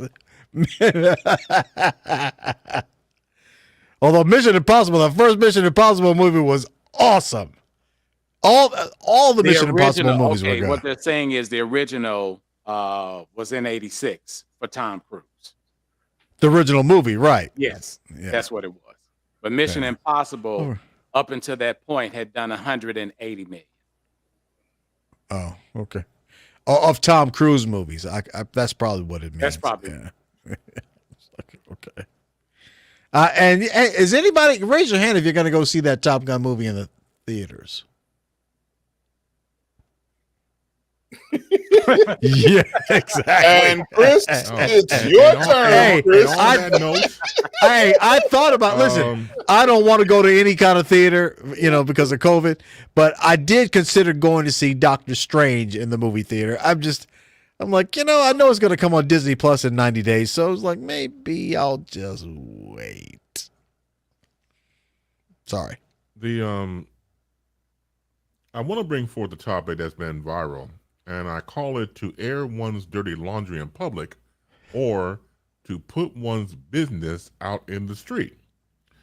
So comedians Monique and D.L. Hughley have engaged in a heated back and forth over the past few days after the comedian blasted Hughley over a contract dispute over who was the rightful headliner of a live comedy show. Oh my goodness. And you know what, before you say that, I personally on purpose avoided knowing what this was about completely because I do not want to know, but you're forcing me, Chris. Damn it. The drama kicked off Saturday, May 28th, during Monique's comedy set at the Comedy Explosion event at Fox Theater in Detroit, Michigan. The actress lashed out at D.L. Hughley, the headliner for the night, alleging she was supposed to close out the show as stipulated by the contractual agreement she signed prior to her performance. That's what mother effing contract says, Monique said.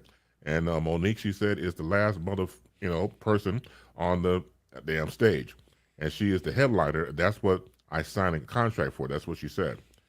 Labeling DL as a bitch nigger and questioning his sexuality, Monique's extended tirade went quickly to viral, prompting DL to respond to her claims with his social media post equating her actions to that of the Oscar-winning performance in the 2009 film Precious. For a while now, Monique had the only thing for years after post-2009 winning the Best Actress Award in the Oscars, she always went after three people: Tyler Perry, Mopra, and Lee Daniels. Now, I call Mopra because everybody want to make her a Mother Oprah, so I just came Mopra. So really? No, look, that's a whole different conversation. I get into argument with women about they love Mopra, so that's a whole different conversation. So that was her gripe against those three people for years. Now, I watched the video of her about 10 minutes and 43 seconds, and she's on stage, and she's not even doing a routine yet. She has this diatribe about what happened backstage about her being the headliner and things of that nature, and then going after D.L. Hughley. Once again, let's go back. So she griped for years against Tyler Perry, Mopra, and Lee Daniels. Not getting top dollar for a Netflix special, remember that. Her husband, Sidney Hicks, is her manager. And most people that I know in the industry look at her sideways when she addresses her husband in the public as a daddy. Now, there's nothing wrong with that behind closed doors. Whatever you call each other, that's great. But I think that when you bring that public, it doesn't give you any type of validity. I know it's supposed to be, I guess, she claims that's the reason why she called him daddy, because she learns a lot. But it doesn't look good for business.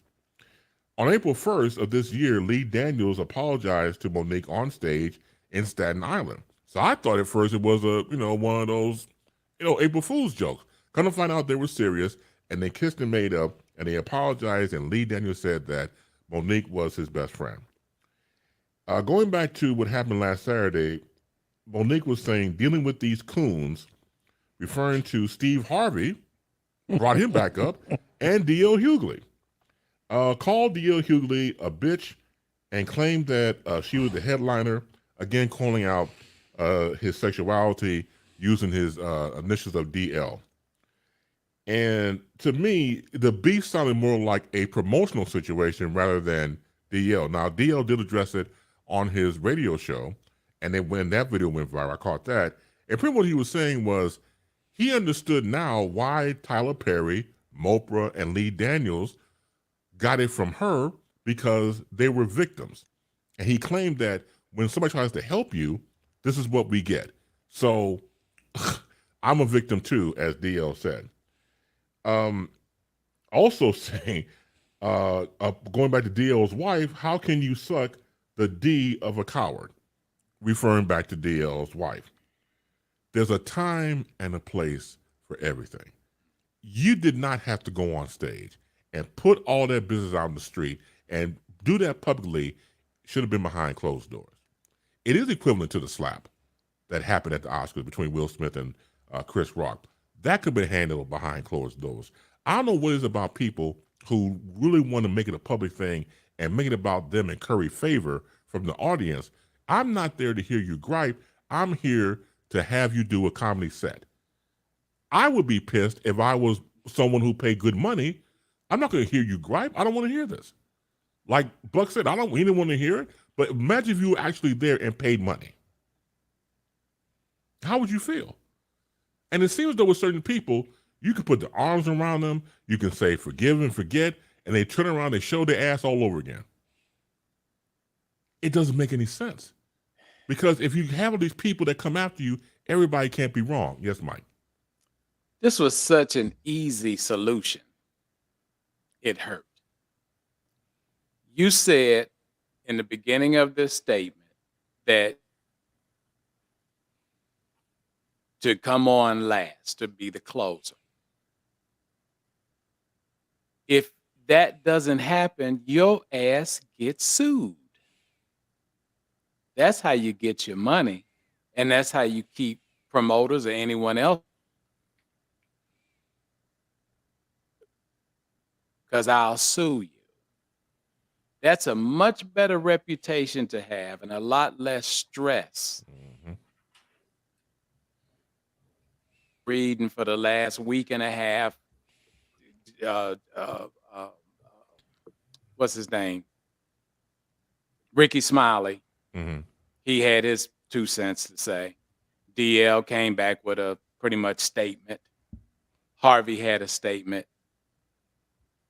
And Tyrad understands that it makes us as African Americans look kind of cheesy.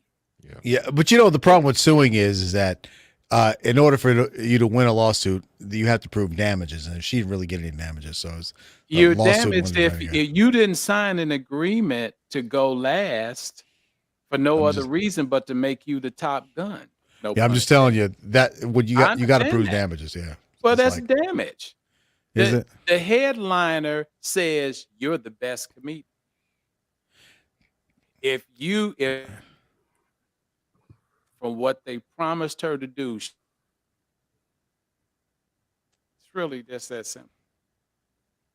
She was damaged because that's why she went on this tirade, because she's saying in her mind that if the audience had seen me go out last, I'm the big SHIT. But yeah, you made me. That sounds like ego, though. That sounds like just pure ego. It's in black and white. Right. I'm just saying in terms of a jury, what can you prove to a jury? And a jury is probably not going to see it that way. Yeah, I'm saying contracts get broken all the time. You got to prove damages.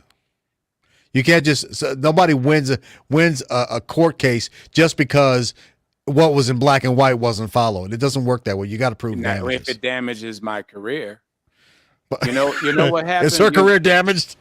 Well, anymore. In her mind, it is. She got to prove that, right? But she got to prove that. It's a court of law. It's about proof. It's not about what you think or how you feel. Well, the thing of it is, you don't. And I'm not a lawyer, so Well, that's a good thing. One of the things that the reason that you have a contract is to protect. Well, of course. Okay. Now, if you can't use that contract to protect you, what good is it? Yeah, well, there are a lot of contracts that aren't worth the talking about a lot. piece of paper. We're talking about this particular situation because she purposely did that to make a point. And I'm not really upset with Monique for doing that. If she felt that, in this particular situation, if it's perceived that I'm the headliner, then my next show, whether I'm going with I'm the queen of comedy. That's really what she's trying to do, and she's been failing at it for years. Not failing at being what I'm saying. No, I didn't say to get the promoters to give her that nod, that respect. But some respect. But at the same time, you're trying to bounce back from the dead of your career. Once again, going back to you just made up with Lee Daniels on April 1st. You got a job now. You're going to be a character on Stars BMF coming up. Black Money Family. Go start doing that. So your career, and then now doing the stand up on this tour. So it seems like your career is getting up and running, but yet getting back on stage and saying that stuff, I think puts you back some. It's time to grow up. That's really what it's about. Grow up. I cannot argue with what you both said, but once again, she has the right to try to move her career into a positive place. And that's how that's how to do it. The promoter does it. I'm with you. But No, I'm saying I'm talking about the bitching on stage. Well, that's not how you do it. That's why I'm saying I would have left it up to going back, get me an attorney, and sue that. Right, exactly. You handle it like an adult. Right. Yeah, handle it like an adult. You handle it like an adult. You know what I think it is? You know why I think that sort of stuff happens? I mean, obviously some people have really big egos, but you know what I really think happens? That cocaine. They be backstage doing that cocaine and they feel like they're Superman, and that it changes your behavior. It makes you think that you can do anything. And that cocaine was talking to her. She went out on stage and she's like, I'm gonna speak my mind. It happens to so many people. Anybody has drug addiction problems in that line. I'm telling you. It's entertainment. The drugs are rampant. Are you kidding? I can't go with you on that. Yeah, I don't know if she was riding the white horse. Yeah, I don't know. I think she was. I think that's her on regular. I think that's her just, And it might be. It might be. It might be. It might be. She got an emotional roller coaster sitting in the her backyard. It might have been that Jack. Okay, I mean, you just never know. You know? Well, you would know about that, Jack. I mean, you can have some. You having some right now. Hey, it's gone. It's gone. Oh man! Now you drink Jack Black, or do you get like the Honey Jack, or just Jack Black? I don't even do Jack. I just said Jack because everybody knows what it is and it sounds funny. I actually do. I do Jim Beam Black. Jim Beam. Okay, all right. That's old school.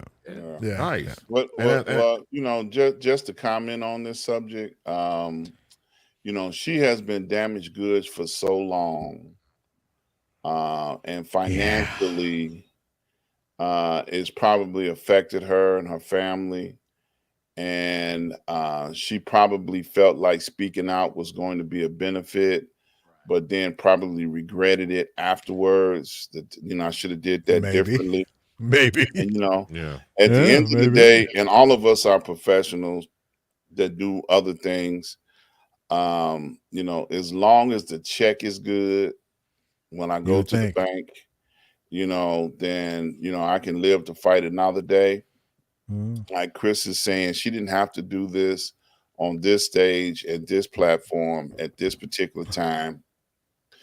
Be mad all the way to the bank, baby. Cash. Or she might have been mad because she found out the DL was getting paid more than her. DL's a bigger name in comedy than Monique. Sorry. But speculation. Yes, I know speculation. No. You're absolutely right. Well, I'll wait till he's done and I'm gonna bring this back. Yeah, you're absolutely right. But still, at the end of the day, whatever, like Mike said, you agree to in the contract is what they have to live up to. And if they did not live up to it, then you have a platform to go back after penalties and everything else, because they have penalties in the contract. If this don't happen this way, there are penalties that they can enforce. So, that's the way contracts are written. Although, real quick point, sometimes with contracts, it's not worth it to sue because if you don't win, it could end up costing you more in legal fees than it would have been what you would have gotten as compensation for whatever you're suing for. And if you don't lose, you lose all that money. So sometimes it's not worth it. Just a quick point. Yeah, I'm done. Just the bottom line is, not a good look on her. Not a good look. That's it. That's the bottom line. Yeah. It's just not a good look. And I don't know. Real quick before we wrap up, Chris, and I'm trying to make this quick. I use a lot of drops from the Parkers in my imaging, right? Because she was so funny. She was so likable back then, But when I look at these old clips of her from the Parkers, and I think about her now and how angry she's become, it's really hard to reconcile the two. It's like, this is the same person. It's just really a shame because she was such a bright rising star, and this is what she's kind of turned into, and it's not pretty how people can't seem to get out of their own way, and they show their ass and act like children when it's just not even necessary. She's older than I am. Why is she acting like she's 20? That's all I got to say. Yeah.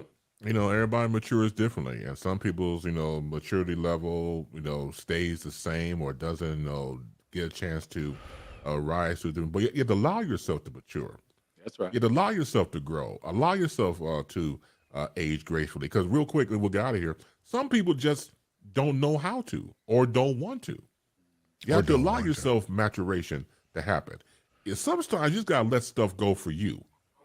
Don't worry about them. You have your grudges and gripes with people like that. Let it go. Let it go for you so you can move forward.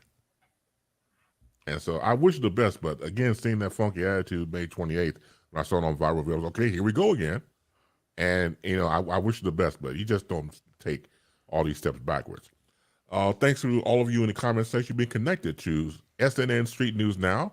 We do this every Thursday at 9 p.m. Eastern, 8 p.m. Central, and 6 p.m. on the West Coast. Make sure you go to our YouTube channel and type in SNN Street News Now.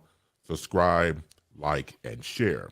For Dr. Ron Ford, for Buck Wheezy, I'm about to get used to that. For Mike Love, for Professor Reggie Miles, and for our fearless leader, Ali Michaels, I'm Chris Bass. Continue to be peaceful, and we wish you a heartfelt good night.